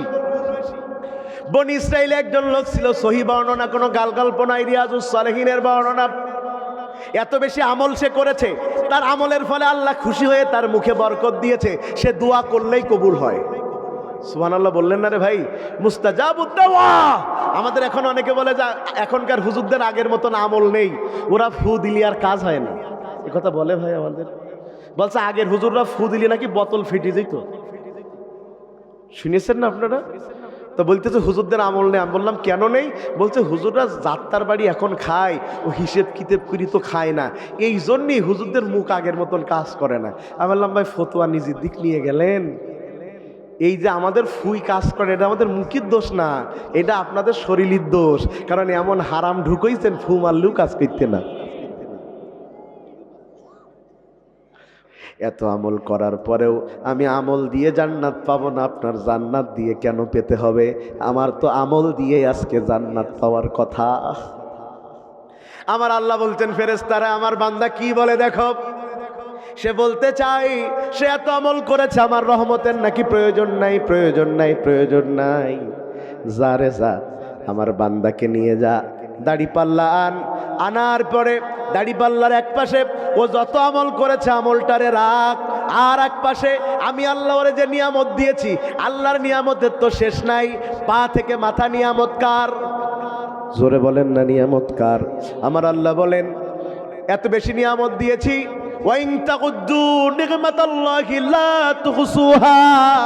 কিয়ামত পর্যন্ত চেষ্টা করেও আমার নিয়ামত গণনা করে শেষ করতে পারবা না। সুবহানাল্লাহ, সুবহানাল্লাহ। আল্লাহ বলছেন আমি যে চোখে দেখার নিয়ামত দিয়েছি ওটা একটা পাল্লাই দে, পা থেকে মাথা সব না, খালি কি চোখের নিয়ামত এক পাশে, ওর সারা জীবনের আমল এক পাশে। এ আল্লাহর বান্দারা দেখা গিয়েছে ওর আমলের তুলনায় চোখের নিয়ামতের ওজন বেশি হয়েছে। আমার আল্লাহ বলছে বান্দা যদি এক চোখের নিয়ামতে আমল শেষ হয় এবার জান্নাত যাবি কেমনে? ওই পাবনায় একজন অন্ধ বক্তা ছিলেন, নাম তার আলতাফ হুসাইন। অন্ধ ছিলেন, অন্ধ। ওয়াজ করতে গিয়ে জিজ্ঞাসা করলাম, চাচা তিনি মারা গিয়েছেন, আল্লাহ থেকে জান্নাত দান করুন। বললাম, চাচা আপনি যে চোখে দেখেন না, আপনার কি কোনো আফসোস আছে? চাচা বলছে, বাবা এই চোখে আমি দেখি না, এই নিয়ামতটা পাই নাই। তোমরা বলো আমার জামা সাদা, তাই আমি বলি সাদা। তোমরা বলো আমার জামা কালো, তাই আমি বলি কালো। আমি আসলেই জানি না যে আমি কি পরে আছি, তোমরা যেটা বলো সেটা। আমি চোখে দেখি না। চাচা আফসোস কি লাগে না? চাচা বলছে, কেন আফসোস লাগবে? সুম্মা লা তুসআলুন্না ইয়াওমাইযিন আনিন নাঈম, কিয়ামতের দিন সব নিয়ামত সম্পর্কে আল্লাহ এক এক করে জিজ্ঞাসা করবে। যখন আমার চোখের নিয়ামতের হিসাব আসবে, তখন আমি তো বেঁচে যাব, কারণ আমি এই চোখ দিয়ে ইচ্ছা থাকলেও কোনো অন্যায় করতে পারিনি। সুবহানাল্লাহ বললেন না রে ভাই? আমি চোখ দিয়ে কোনো অন্যায় করিনি, চোখ দিয়ে দেখিও নি। এই চোখের নিয়ামতের হিসাব আমার দেয়া লাগবে না, এই জন্য আমি আফসোস করি না, বরং আমি খুশি হই এই জন্যে যে অন্তত চোখের হিসাব কম হলেও এর বিনিময়ে আল্লাহ আমাকে জান্নাত দিতে পারে। অথচ বান্দা, আল্লাহ তোমারে এত রহমত দিল, এ বান্দা শুনে নেন, কথা একেবারে শেষের দিকে শুনে নেন, শুনে নেন, শুনে নেন, খুব মন দিয়ে বুঝেন এই কথাটা, শেষ কথা। বান্দার আল্লাহর নিয়ামত ছাড়া কোনো উপায় নাই, উপায় নাই। আল্লাহ ছাড়া বান্দার কেউ নাই। এটা কি বিশ্বাস করেন নাকি আপনি? নিয়ামত খাই কার আমরা? বলেন, নিয়ামত খাই কার? জোরে বলেন না কার? এই যে আপনারা যে এই জমিনে বসে আছেন, এটা একটা মাটির জমিন। এই জমিনে গাছ আছে না?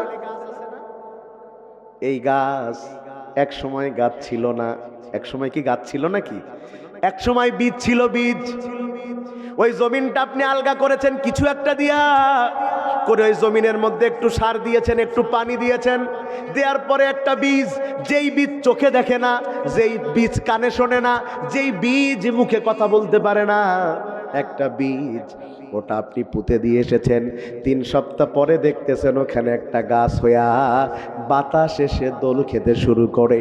উংজুরুলি তিলকা সাজারা, ওই গাছটার দিকে তাকায়া বলো, ও কলারুয়াবাসী, ওই বীজ থেকে গাছের চারা তোমার কোনো নেতা দেয় নাই, তোমার কোনো পীর দেয় নাই, তোমার কোনো হুজুর দেয় নাই। বলেন দিয়েছে কে? জোরে বলেন না, দিয়েছেন কে? ওয়া ইন তাকুদ্দু নি'মাতাল্লাহি লা তুহসুহা। আল্লাহর নিয়ামতের শেষ করবা কেমনে? আপনাদের করোনার কথা মনে আছে? করোনা, করোনা মনে আছে না? করোনার সময় মানুষ ঘর থেকে বের হতে পারতো? সব প্লেন বন্ধ হয়ে গেল, মানুষ বাইরে যেতে পারে না, এমনকি মসজিদে যেতে পারবে মাত্র 5 জন, ইমাম, মুয়াজ্জিন, খাদেম আর 2 মুসল্লি। এখন এই 2 মুসল্লি কারা হবে? তাই নিয়ে আবার 20 জন 40 জনে মারামারি। ঠিক কিনা বলেন? হয়েছে না? তো ওই করোনার সময় আপনাদের মনে থাকবার কথা, এই আমাদের যশোর জেলার বিখ্যাত একজন ব্যক্তি করোনায় মারা যায়। সেটা হলো আকিজ গ্রুপের ব্যবস্থাপনা পরিচালকদের মধ্যে একজন, তার নাম হলো মমিন উদ্দিন, যিনি কিনা এই খুলনা বিভাগের সবচেয়ে বড় মাহফিলের আঞ্জাম করতেন বেজের ডাঙ্গায়। জানেন আপনারা? নোয়াপাড়া বেজের ডাঙ্গায় উনি মারা গিয়েছেন। পরবর্তীতে সেই মাহফিল আদ্দিনের সম্মানিত পরিচালক, আদ্দিন ফাউন্ডেশনের আলহাজ মহিউদ্দিন সাহেব, ওই প্রোগ্রামটা আল্লাহ শুকরিয়া আমাদের কাছাকাছি যশোরে এনেছেন। গত বছর সেই মাহফিলে লক্ষ লক্ষ মানুষের ঢল নেমেছিল। দেশের বড় বড় ইসলামিক স্কলাররা এসেছিলেন। এবারও হওয়ার কথা আছে বলে শুনেছি, আলহামদুলিল্লাহ। তো আমি ওই বেজেরডাঙ্গার মাহফিলে আল্লামা তারিক মোনার সাহেবের একবার দাওয়াত করে দেওয়ার জন্য তারা আমার সাথে যোগাযোগ করলো। তো আমি যোগাযোগ করালাম। তারেক চাচা আমাকে বললেন, এই মাহফিলে তুমি কিন্তু আমার সাথে যাবা। আমি বললাম, চাচা আমার তো মাহফিল আছে। বলে, সব বাদ, আমার সাথে মাহফিলে যাওয়া লাগবে। আমি মাহফিলে গিয়েছি। তো ওই সুবাদ আমি তারেক চাচার সাথে ওই মমিন উদ্দিন সাহেবের বাড়িতে গিয়েছি। উনার এত টাকা উনি নিজেও জানেন না হয়তো বা ওনার কত টাকা। উনি হাঁটছে, পিছনে 2টা লোক জামা গায়ে দিচ্ছে, সহযোগিতা করছে একটা লোক। উনি জুতো খুললে ওই জুতো তুলে নিয়ে র্যাকে রাখতেছে আর একটা লোক। শুনতেছেন কথা? কত টাকার মালিক। ওই মমিন উদ্দিন সাহেবের করোনা হলো, কি হলো? চিকিৎসা হলো কোথায়? তাদের নিজেদের হসপিটাল। আদ্দিনে লোকটা মারা গেল শ্বাসকষ্টে, করোনা হয়ে মারা গেল। সেই সময় যমুনা গ্রুপের চেয়ারম্যান নুরুল ইসলাম বাবুল, এই যমুনা গ্রুপের নাই এমন কোনো পণ্য নাই, ফ্রিজ থেকে শুরু করে সব আছে, মারা গিয়েছে। উনি যখন হসপিটালের মধ্যে, কর্মচারীরা চারপাশে হাঁটে আর কান্দে, কিন্তু ভিতরে কেউ যেতে পারে না। মারা গিয়েছে করোনার সময় নোয়াখালীতে একজন মানুষ, যার কিনা শুধু শ্বাসকষ্ট শুরু হয়েছে, শুধু শ্বাসকষ্ট, এটা দেখে তাকে ঘরের মধ্যে ছেলেরা মেয়েরা বন্দি করে রেখেছে, পানি চেয়েছে, তাদেরও করোনা হতে পারে এটা মনে করে সন্তানেরা পানি নিয়ে যায় নাই, ছটফট করে এই মানুষটাই ঘরের মধ্যে মারা গিয়েছে। মনে আছে আপনাদের সে কথা? আমি যেই কথা বলার জন্য এতগুলো কথা বললাম, ওই সময় অনেকের করোনা হয়ে হসপিটালে যাওয়া লেগেছে, অক্সিজেন দেওয়া লেগেছে। যখন 14 দিন 15 দিন পরে ওখান থেকে বের হয়েছে, এক একজনের বিল হয়েছে 3.5 লাখ টাকা, 4.5 লাখ টাকা, 5 লাখ, 7 লাখ, 8 লাখ টাকা, কম বেশিও হয়েছে সরকারি চিকিৎসায়। শুনেন, এই শ্বাসকষ্টের কারণে, করোনার কারণে হসপিটালে 15 দিন থাকলে যদি একটা মানুষের 5 লাখ টাকা বিল দিতে হয়, এই মানুষ 70 বছর জীবন পেয়েছে। যদি আল্লাহ অক্সিজেনের জন্য তার কাছে বিল নিত 100 বছর, কেন একদিনও বাঁচার ইচ্ছা হতো না।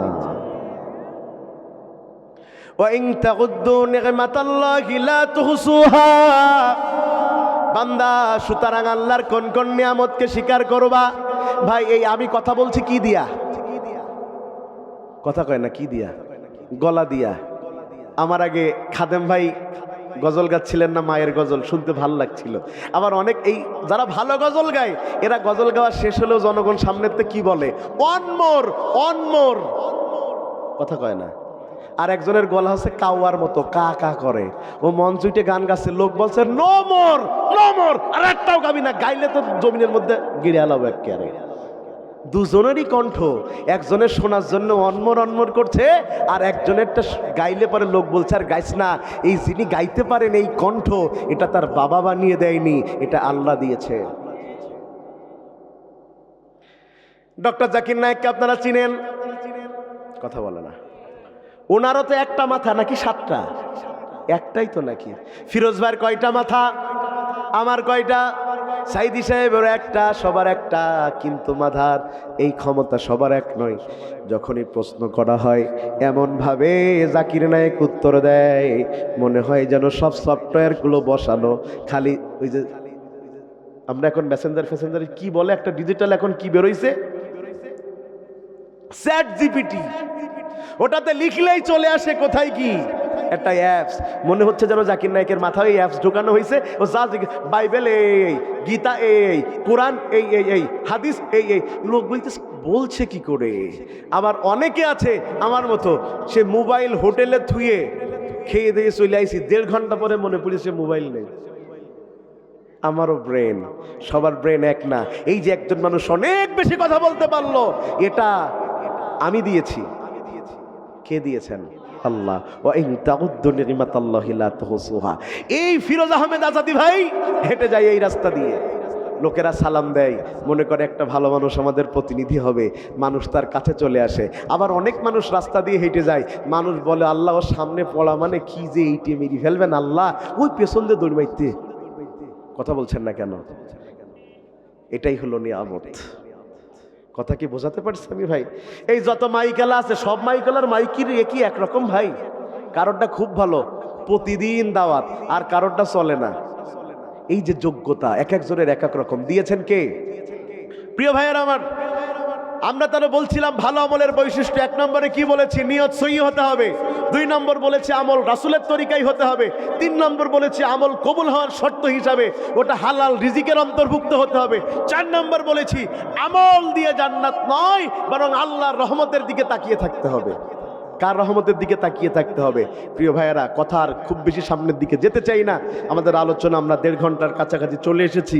আমরা বলেছিলাম আজকে 1.5 ঘন্টা মতো কথা বলবো। 5 নাম্বারটা বলে আমরা আমাদের আলোচনা আজকে শেষের দিকে আসছি। ভালো আমলের 5 নম্বর বৈশিষ্ট্য হচ্ছে ওই ভালো আমল তাকে সমাজে বিনয়ী হতে বাধ্য করবে। যার আমল যত ভালো সে তত বিনয়, যে যত মূর্খ তার আচরণ তত উগ্র। ভাই, আপনাদের অঞ্চলে গাছে ফল হয় না? হয়। আম গাছে আম, কুল গাছে কুল। তো যে গাছে ফল বেশি সেই গাছকে খাড়া হয়ে থাকে নাকি একটু? শুনেন, যেই গাছে ফল বেশি ওই গাছ যেমন বিনয়ী হয়ে যায়, উপরের দিকে উগ্র হয় না, চারিদিকে তার পাতাগুলো নেমে যায়, দেখলেই মনে হয় একটা বিনয়ী ভাব। এই দুনিয়াতে আমল ভালো যার, সে কখনো অহংকার যুক্ত হতে পারে না। ইবাদুর রহমানিল্লাযীনা ইয়ামশুনা আলাল আরদি হাওনা, وإذا خاطبهم الجاهلون قالوا سلاما। আল্লাহু আকবার বলেন না ভাই। যার আমল ভালো ও বিনয়, ওর মধ্যে কোনো অহংকার নাই। আর যার আমল নাই ও দেখবেন চার দোকানে বসে আছি, 10-12 জন বসে আছে, একজন এসে বলছে হুজুর আমার একটা মাসলা জানার দরকার ছিল। হ্যাঁ বলেন। ও মাসলা বলা শেষ করেছে, আমি উত্তর দেওয়ার আগে চারপাশের 8-10টা ভ্যানালা 8-10 রকম উত্তর দিয়ে ফেলি। এরম হয়? হয়? জানে না কিন্তু উত্তর দেয়, জানে না কিন্তু উত্তর দেয়। অনেকে দেখবেন কিছু জানে না, খালি ক্ষমতা আছে, টাকা আছে, নেতৃত্ব আছে, এই জন্য মাহফিলে এসে কোরআনের আয়াত পড়তে যাচ্ছে ভাব নিয়ে যে আমিও কিছু জানি। তা কি পড়ছে? বিসমিল্লাহির রহিম, বিসমিল্লাহির রহিম। মাঝখানে যে রহমান দৌড়মিরি সত্য টের নেই। বলতে আমরাও কি কম ইসলাম জানি? আলিফ বা তা আমরা পড়িনি? শুনেন, আমল ভালো যার, বিনয়ী অবস্থা তার, আমলদার। কখনো ভালো আমলের উদাহরণ দিয়ে শেষ করি। আপনারা প্রথম খলিফা হযরত আবু বকরের নাম জানেন নাকি? কথা বলেন, জানেন নাকি? হযরত ওমর ছিলেন, আবু বকর ছিলেন নরম মনের মানুষ। হযরত ওমর চাইতেন সব সময় হযরত আবু বকরের মতো আমলদার হওয়ার জন্য। সুবহানাল্লাহ বলেন না ভাই? কথা এইটাই শেষ পয়েন্ট আমাদের। তো হযরত আবু বকর প্রতিদিন ফজরের নামাজের পরে কোথায় যেন চলে যেতেন। এই জিনিসটা কেউ খেয়াল না করলে হযরত ওমর খেয়াল করেছেন। তিনি চিন্তা করলেন হযরত আবু বকর কোথায় যায়। তিনি একদিন দেখতে পারলেন যে তিনি এমন একটা বাড়িতে যান যেই বাড়িতে খালি একজন মহিলা আছেন, তিনি অন্ধ। হযরত আবু বকর তার বাড়িতে যান, তার বাড়িতে যায় প্রতিদিন ওই মহিলার প্রস্রাব পায়খানা পরিষ্কার করে দেন, গোসল করায়া, নতুন পোশাক পরায়া, তার ঘর বাড়ির যত ময়লা আছে পরিষ্কার করে দিয়ে আসেন। এই জিনিসটা হযরত ওমর দেখলেন। দেখার পরে তার মনের মধ্যে আসলো তাহলে আমারও তো এমন আমল করা দরকার। তিনি একদিন তিনি হযরত আবু বকরের আগে চলে গেলেন যে তার আগে যেয়ে আমি পরিষ্কার করতে রেডি করে আসবো। সুবহানাল্লাহ বলেন না রে ভাই? চলে গিয়েছেন। আজকেও তিনি গিয়েছেন, মহিলা তো অন্ধ, দুর্বল। তাকে তিনি যেইভাবে হযরত আবু বকর গতদিন করেছেন তিনি তো সব দেখেছেন, সেইভাবেই তিনি সব করছেন। হযরত ওমর যখন চলে আসবেন তখন ওই মহিলাটা ডাক দিয়া কয়, তুমি কে? হযরত ওমর বলছেন, তুমি কে মানে? বলে অন্যদিন যে আসে সে আজকে আসেনি। ওমর বলছে, তুমি তো আমারে দেখোনি, আমি এর আগে কথাও বলিনি, তুমি তাইলে বুঝলে কেমনে এতদিন যিনি আসেন আর আজকে যিনি এসেছেন তিনি এক নন? এবার ওই মহিলাটা বলছেন, আমি দুর্বল বলে আমার শরীরে যেন আঘাত না লাগে এজন্য যেইভাবে অন্য দিনের লোকটা আমারে ধরে আজকে তত নরম হাতে তুমি আমারে ধরো নাই। وعباد الرحمن الذين يمشون على الأرض هونا وإذا خاطبهم الجاهلون قالوا سلاما। যারা আল্লাহর বান্দা হয়, আমলের দিক থেকে পরিপূর্ণ হয়, তারা জমিনে বিনম্র হয়ে ওঠে। এদের মধ্যে কোনো অহংকার নাই। দুনিয়ার সবচেয়ে খারাপ অহংকার হচ্ছে এলেমের অহংকার। বলেন কিসের অহংকার? এলেমের অহংকার করবেন না। 2 নম্বরে খারাপ অহংকার হচ্ছে সম্পদের অহংকার। আজকে সম্পদ আছে, কালকে নাও থাকতে। আজকে যে সম্পদ আছে এটা কি কালকে থাকবে? কোনো নিশ্চয়তা কেউ দিতে পারবেন? আজকে যে ক্ষমতা আছে সেটা কাল কি 45 মিনিট আগেও তো জানতেন না যে আমার ক্ষমতা চলে যাবে, ঠিক কিনা? আজকে যে সম্পদ আছে এটা থাকবে না। 3 নম্বর মানুষ অহংকার করে চেহারার অহংকার। যৌবন বয়সে তোমার যেই চামড়া, তুমি বুড়ো হয়ে গেলে এটা কালো মানুষেরও যেমন কুকড়াবে তোমারও তেমন কুকড়াবে। কিসের অহংকার করো? চেহারার। এই চেহারার মালিক তো হচ্ছে আল্লাহ। এজন্য সুন্দর মানুষদের উদ্দেশ্যে আমি বলি, সুন্দর যারা এরা শয়তানের ওয়াসওয়াসায় বেশি পড়ে, কারণ মানুষ এদেরকে বেশি টার্গেট করে। এজন্য সুন্দর যারা, নিজেকে বাঁচিয়ে থাকার চেষ্টা করবেন তারা। তাইলে এলেমের কোনো অহংকার করবেন, এলেমের কোনো অহংকার করবেন, সম্পদের কোনো অহংকার করবেন, চেহারার কোনো অহংকার করবেন না। 4 নম্বরে ক্ষমতার কোনো অহংকার করবেন না। চিরকাল ক্ষমতায় থাকবেন, নিশ্চয়তা আছে? আগের সরকার তো মনে করতে 41 সাল পর্যন্ত থাকবো, এখন যদি কেউ মনে করে আমি 71 সাল পর্যন্ত থাকবো, এটা ঠিক নয়। এজন্যে ক্ষমতার অহংকার করা যাবে না। জনগণের নেতা না হয়ে জনগণের খাদেম হতে হবে। বলেন, জনগণের নেতা না হয়ে কি হতে হবে? জনগণের খাদেম হতে হবে। যত সম্পদ সরকারে আসার পরে আপনি নিয়েছেন, যেন আপনি চলে যাবার পরে একই রকম সম্পদ আপনার থাকে। আগে ইজি বাইকে চলার টাকা ছিল না, আর এখন টাকা রাখার জায়গা নাই। এ টাকা তো আর আসমান থেকে নাজিল হয় নাই। অথচ তাকিয়ে দেখেন হযরত আবু বকরের দিকে। এই আপনি যত ভালো আমল দেখবেন, আবু বকর ওমর, আবু বকর ওমর, মানে উদাহরণ আসলেই তাদেরটা আসবে। হযরত আবু বকর খলিফা, খেলাফতের কাজ শেষ করে গিয়েছেন বাড়িতে। আজকে দেখতেছে তার সামনে কয়েক পদের খাবার। অন্যদিন একটু রুটি, একটু জাইতুনের তেল, একটু রুটি, একটু জাইতুনের তেল, একটু রুটি, একটু মধু, একটু খেজুর, আর আজকে এত খাবার। বিবিকে বলছে, বিবি খাবার পালি কই? সুবহানাল্লাহ কইলেন না? খাবার পাইলি কই? আর আমাদের কোত্থেকে খাবার আসছে, হালাল না হারাম, দেখা তো টাইম নেই। বিবি ডাক দিয়ে বলে, আবু বকর, প্রতিদিন যেই বেতনটা আপনি পান খলিফা হিসাবে, ধরে নেন সেটা 5 টাকা। বলেন কয় টাকা? ধরে নেন 5 টাকা। প্রতিদিন আমি 4.5 টাকা করে বাজার করি, 50 পয়সা করে আমি বাঁচাইয়ে দেই। এই 50 পয়সা করে বাঁচাতে বাঁচাতে 1 টাকা অ্যামাউন্ট জমা হয়েছে। যেহেতু আমার সন্তানেরা ভালো ভালো খাবার পাই না, এই টাকাটা আমি জমা করেছি, সেখান থেকে আমি ভালো খাবার বানাইছি, এখানে কোনো হারাম নাই। আবু বকর খাইলেন না, উঠে দাঁড়ালেন, অর্থমন্ত্রীকে সাথে সাথে ডেকে বললেন, অর্থমন্ত্রী, আমার বেতন যে প্রতিদিন 5 টাকা, আমার স্ত্রী খাতা কলমে বোঝায় দিয়েছে আমার 5 টাকা লাগে না, 4.5 টাকা দিলে আমার হয়ে যায়। এজন্যে আগামীকাল থেকে আমার বেতন 4.5 টাকা, 5 টাকা নয়। খেলাফত কাকে বলে? ক্ষমতা কাকে বলে? আর আপনি ক্ষমতায় যাওয়ার আগেই চিন্তা করছেন কোনটা কোনটা নিবেন। আল্লাহ বরকত নষ্ট করে দিবেন। এজন্য জনগণের খাদেম হতে হবে, জনগণের নেতা হওয়ার চেষ্টা করলে হবে না। এই যে এই কথা আপনারা বলেন, ক্ষমতার উৎস কে? আমরা তো বলি আল্লাহ, আমরা সাধারণ নেতারা কি বলে? জনগণের ক্ষমতার উৎস কে? তো যদি এটা আপনারা এটাও স্বীকার করেন, তাও তো বিশ্বাস করা লাগবে যে 5 বছর পরে আবার এদেরই লাগবে। কথা বলছে না তো ওই চিন্তা করে হলেও তো 2 নম্বরই করা বন্ধ করা দরকার। আমাদের দেশে যারাই ক্ষমতায় আগামীতে আসবে, যে দল বা যারাই হোক, আল্লাহ তাদের আমাদের খাদেম হিসাবে কবুল করুন। ইসলামের দৃষ্টিতে নেয়ামতকে অনুভব করে আল্লাহ তাদেরকে কাজ করবার তৌফিক দান করুন। আমরা আজকে ভালো আমলের 5টা বৈশিষ্ট্য বলেছি। 1 নম্বর বলেছি নিয়ত সহি, 2 নম্বর বলেছি রাসূলের তরিকায়, 3 নম্বর বলেছি হালাল রুজি, 4 নম্বর বলেছি ওই আমলটা আল্লাহ মানে আমল দিয়ে নয়, আল্লাহ রহমত দিয়ে জান্নাত। আর 5 নম্বরে বলেছি এই আমলদার ব্যক্তিরা সমাজের মধ্যে নম্র হবে, নরম হবে। আল্লাহ আমাদেরকে আমল করবার তৌফিক দান করুন। যেই কথাগুলো বলেছি, এই কথাগুলো যেন আল্লাহ তাআলা আমলের মাধ্যমে আল্লাহ সন্তুষ্টি অর্জন করে আমাদের জান্নাত পর্যন্ত পৌঁছানোর তৌফিক দান করেন। আজকের এই কমিটি আমার ভালো লেগেছে। এরা আমাদের বলেছে 10টাই মঞ্চে তুলবো, 10টাই তুলেছে। যদি একটু কালেকশনের কারণে হুজুরি বাড়িয়েছেন, ওদের 10টাই টার্গেট ছিল। আমি আজ পর্যন্ত কোনো মাহফিল কলারুয়াই এই 10টা মানে একই টাইম পাইনি। এজন্য আপনাদের ধন্যবাদ, ভালো লেগেছে আমার। এই অ্যাকুরেট টাইম খুব সুন্দর, এটা করবেন। এই যে আমি এতটা সময় কথা বলেছি, মানুষদের কিন্তু ধৈর্যচ্যুতি হয়নি, বসে শুনেছে। কিন্তু যদি আমাকে 12টায় তুলতেন, আমি দিতে চাইলেও তারা নিতে পারতো না। আবার আমি এই 10টায় তোলার কারণে আমি তো আসলে গরম বক্তা, আজকে তো অনেক নরম আওয়াজ করেছি, এটা আপনাদের। আমি কিন্তু এত নরম মানুষ না ভাই, আমার সামনে মাইক পড়ে যায়, তো আমি নরম আওয়াজ করেছি।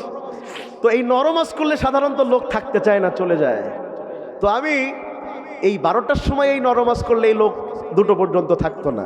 কিন্তু 10টার সময় মাইন্ড সেটটা ভালো থাকার কারণে একই কথা নিতে পেরেছে, ওটা 12টার সময় পারতো না। এজন্য কমিটিগুলোর উচিত 10টার মধ্যে বক্তা তুলে দিয়ে 12টার মধ্যে আলোচনা শেষ করে দেয়া। তাতে এই আপনারা এখন যে ঘুমাতে পারবেন, ফজরে উঠে আবার মসজিদে আসতে পারবেন, আবার আগামীকাল কাজে কারোর কোনো ডিস্টার্বও হবে না। ঠিক কিনা বলেন? আর আমাদের অবস্থা তো খারাপ ভাই, এই রাত্রির ওয়াজ করে বেড়াচ্ছি। আমার ড্রাইভার তো কালকে ঘুমিয়েই পড়িছে, বলতে এইখানে থেকে যাওয়া ছাড়া কোনো লাইন নেই। তো আমার সাথে যে গিয়েছে আজাদ, আমার প্রতিষ্ঠান দেখাশোনা করে, ও আবার গাড়ি চালাতে পারে। বললাম তুই চালা ভাই, বাড়িতে যাওয়া লাগবে। এই কারণে কাল ঝিনাইদহ থেকে আমি 12টায় ওয়াজ শেষ করে আমার বাড়ি আসতে লেগেছে 3:30, 2 ঘন্টার রাস্তা। এই কারণে, এই জন্যে ঘুমের এই নিয়ামত আল্লাহ আমাদেরকে অনুসরণ করার তৌফিক দান করুন। মিডিয়ার যত ভাইয়েরা আজকে এসেছেন তাদেরকে ধন্যবাদ জানাচ্ছি। অনেকে এটা তো আগে কই